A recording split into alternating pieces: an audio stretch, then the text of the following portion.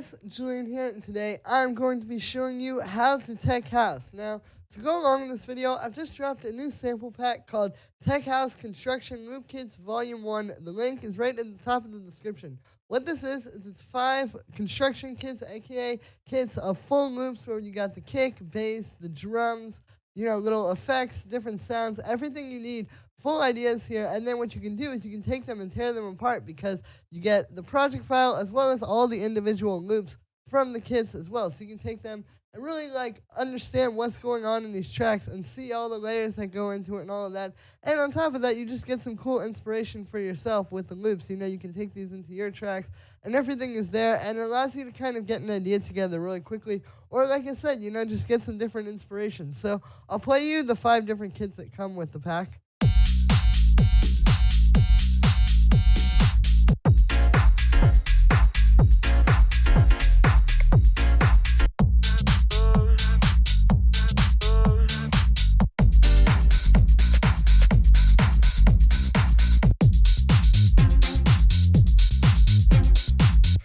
So as you can hear, everything sounds very full and professional and label quality, so to speak. That was the goal with this, is to make a sample pack where, it's not just some okay sounds together that you can, ultimately turn into something. It's meant to really give you something solid right off the bat that sounds professional and sounds high quality and you can build tracks out of, You could just take these and combine different loops from here and make your own fresh tracks out of that, or whatever you want to do. So link to that is in the description. Today we're going to be going through the project file for the first kit, and let's get going. So this is the first kit. The first sound that we have here is this little operator stab, which sounds like this.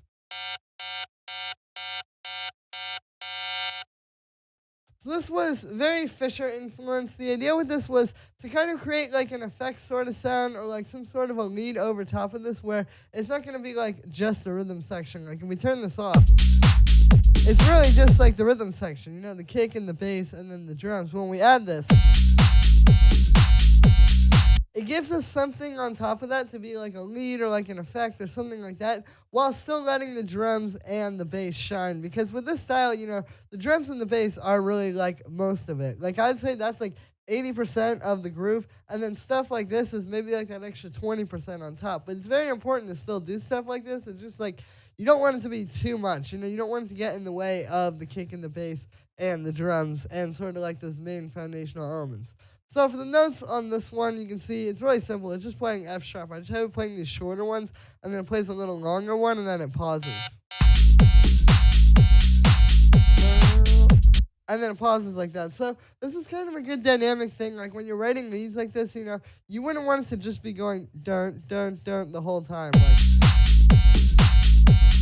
After too long, that can be a lot. But if you just have it do something like this, where it plays for 2 bars, and then it gives us a little break, I find that to fit together a little bit better with everything in the track, and it gives everything else a little bit of time to shine. For the sound on this one, it's made using operators. So you can see we just have 3 sine waves here, and then you can see I've got the second one. The fine tune is up quite a bit. So here's without that. And then with it. So you can hear when you're trying to create a cool sort of FM tone like this can be a really great way to do it. Just taking some sine waves. And then like I said, I just detuned the second one a bunch because it gives it that kind of weird metallic sort of alarm feel where it's obviously not a note anymore. It is a note, but it's kind of a little bit dissonant in a way that you can't just get with everything just being on 0. Then after that, we have a bit of chorus just to spread the sound out and make it a bit bigger. Here's without that. And then with it, you can hear it's subtle, but it also helps with the metallic texture of the sound. Then after that, we have a bit of drum bus, which is just making the sound a bit bigger. And then the last things on here are, I just have an auto pin. You can see this is just making it kind of almost like it's sidechained to the kick. We just have it on the quarter notes, and then I have the phase down to 0. So that's how it's only affecting the volume. And then the last thing on there is just a high-pass filter to cut out some low and make sure that there's nothing getting in the way of the kick and bass. And that is it for the metallic stab. Next sound we have here is the kick, which sounds like this. So pretty straightforward stuff here. This one's more about just getting a really high-quality, hard-hitting sample like this. If you want this one, link is in the description. But yeah, like I was saying, like you just need like a really fat, hard-hitting kick like this. That's not gonna be too like you don't want just like a little. You need something to really like.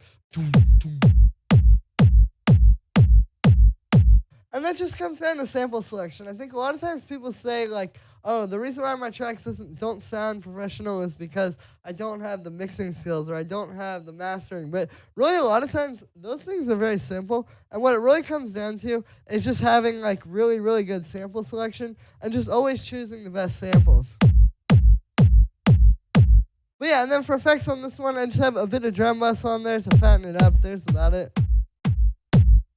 And with it, so you can hear that just really takes it and gives it that extra oomph. And then the last thing on there is just an EQ8, which is cutting a little bit of low mid-range, just cutting on some mud. And that is it for the kick. After that, we have the bass line, which sounds like this. This is a pretty simple bass line. You can see it's just centered around F sharp here. We're in F sharp minor. So yeah, you can see we just have F sharp is like the note that's being played the most.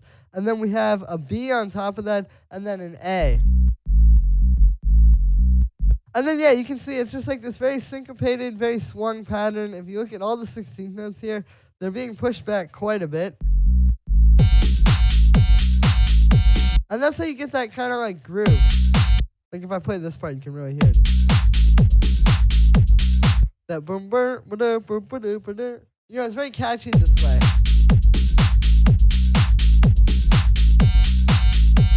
So yeah, main takeaway here is just like when you're writing these kind of bass lines, try to keep it like simple, stick to like one note, and then just do a few notes here and there that are in that scale that are bouncing up. You don't need to go like do-do-do-do, like all up the scale and stuff. You know, just stick to that one root note because this is more about just making a powerful low end in the track than it is like, you know, making something where you can pick apart every single note.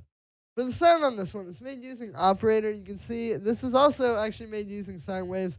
Very similar to how we made the metallic sort of pluck thing. But yeah, so with this one, you can see just 3 sine waves, all at the same octave. And then the key here is just how you set them. One thing I've noticed with the FM is if you turn up the second and third oscillators too much, you can hear how it starts to become a little bit too much like in the low mid-range, and there isn't as much sub in there. So it's important to just make sure you keep that turned down so that it's not too much, you know. It's still a lot of sub, but then this is adding a little bit of harmonic content on top. You don't want just the sine wave. And yeah, then after that, we have a bit of drum bus to fatten the sound up. You know, just make it a bit stronger in the mix and a bit more full. Then we have an EQ8, which is cutting at 100 hertz to make room for the kick, because that's typically where the kick is punching, as you can see on the EQ there. And then the last thing we have on there is just a compressor sidechaining into the kick, and that is it for the bass. I have the kick and the bass in a group. This is a technique known as bussing. I talk about this a lot in my videos. Essentially, it's where you take your kick and bass or anything. Like you can see, I've done it with the drums. Anything that's in a similar sort of sonic group here, like in this case, the kick and bass will be the low end, the drums will be all the drums, and then you put them in a group and you process them together. And what happens when you do this is it kind of glues them all together more and makes it really feel more cohesive. And I do this a lot in the videos, but it's really the best way to get these kinds of tracks to sound like really full and fat, because you can hear, like, if I take this stuff off, even if we turn the kick and bass up, it's still just not quite right, like the way it sounds when you have these on. It's like you just get a certain level of fullness and power there that you can't get otherwise. So you can see we just have a bit of drum bus there. That's the main thing that's sort of gluing these together. Here's without it. And then with it, you can hear it just kind of fills out the low end a bit more and really glues these and like fills in the cracks. And then the last thing here is just an EQ8, which is cutting out some mud as well as boosting a bit of low end. So here's without that. And then with it, you can hear sometimes the saturation, especially because we're already saturating both of these independently, can add a little bit of like mud and just kind of like take away some focus from the sound. So this just kind of refocuses it on the low end and then cuts out some mud there. And yeah, that is it for the low end. After that, we have the drums, which sound like this. And so I'll just kind of show you one by one everything that's going on here. First, we have like the main stuff, which would be this clap and the hi-hat.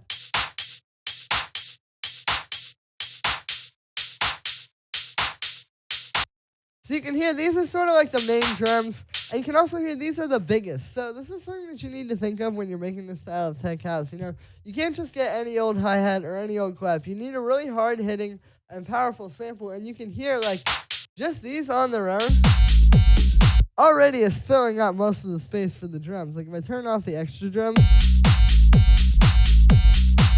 yeah, those are already really powerful on their own. So that's something important that you need to keep in mind. It's like sample selection. It's just like I was saying with the kick. It's not just like knowing how to mix your hi-hats and your claps. It's about just getting really high quality sounds. So you can hear like for the clap, we have this really nice, punchy, kind of mid-rangey clap. And then for this hi-hat, I've actually layered two together. So we have this one, which is giving us more of that like kind of sizzle. And then we have this one, which gives us some mid-range. So it's important to do both because you can hear the sizzle hi-hat on its own. If I turn off the mid-range one, it's a bit thin. But then when you bring in that underneath it fills it out well, and it makes it work in the track. So again, like, this is what you need to keep in mind. It's like, you're really trying to make sure you get the best sounds and layering things together to complement each other as well. It's not like I just grabbed two hi-hats and layered them together. Each of these is doing their own thing. This is in the high end, and this is in the mid-range. And when you play them together, you can hear both of them separately. A lot of times when people layer, I think they think to just layer sounds together, just like to layer them because they're similar. I wouldn't do that. Like, I wouldn't get a second sound like this and put it together. But when you get sounds that complement each other, that's what it does. It fills out the mix. So then after that, we have some extra sort of like percussion layers. So you can hear like we have the shaker just doing straight 16ths underneath the hi-hat. And then we have this little like percussion chop. And then this other percussion down here is like a little bit deeper. So these just kind of add some extra sort of background elements, you know. It can't just be the, because I think just that on its own might get a little bit boring.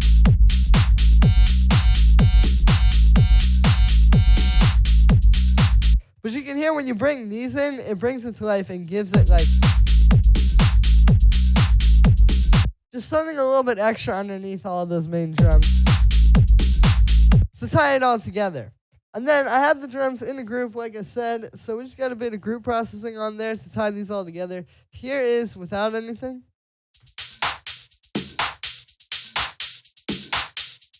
And then with it, so you can hear how this really glues everything together, you know, gives it that more professional fullness, and also just kind of fills in the space a little bit. Again, I know I do this technique a lot, but it's really the best way to glue your drums together and make them sound more cohesive. A lot of people have that question, like, how do I get my drums to sound together? How do I get them to sound like they're kind of in the same place and like they're coming from the same place? This is how you do it, is by processing them all together, because it's going to give them all that same sort of even texture like this. So you can see it just got a bit of drum bus here, again without it. And then with it, you can hear that really gives the power to the hi-hats. It makes them hit as hard as the clap. And then the last thing here is just an EQ8, which is cutting on some low end and then boosting a little bit of high end. Here's without that. And then with it, so you can hear it just kind of gives it that nice little touch of like some sharpening, you know, it cuts out the muddy low end and then it boosts the high end a little bit. And yeah, that is it for the drums. And that is also going to be it for this video, guys. So, I hope you enjoyed. As always, make sure to like this video as well as subscribe. And let me know what you think of this video in the comments. Like I said in the beginning, you can get the Tech House Construction Loop Kits Volume 1 sample pack in the description. It's right on the top of the description. You can't miss it. Like I said, with it, you get 5 awesome full construction kits with everything you need. Full loops, again. You're getting the full audio loops, as well as all the individual samples and MIDI and presets and the project file of all of these, so you can really play with them and learn from them or make something really cool using them as well. You know, again, I wanted to make something that's really professional and high quality so that you guys can work with some high quality samples instead of, you know, a lot of these sample packs where it's just like 808 and 909 drums being repurposed. This is something that actually sounds like a high-quality tech house track that you can work with and have something professional sounding today. So, link to that, like I said, is at the top of the description. Thank you very much. If you guys want to support me, that's a great way to do it. As always, I appreciate your support. Thank you so much, guys, and I will see you tomorrow with another video.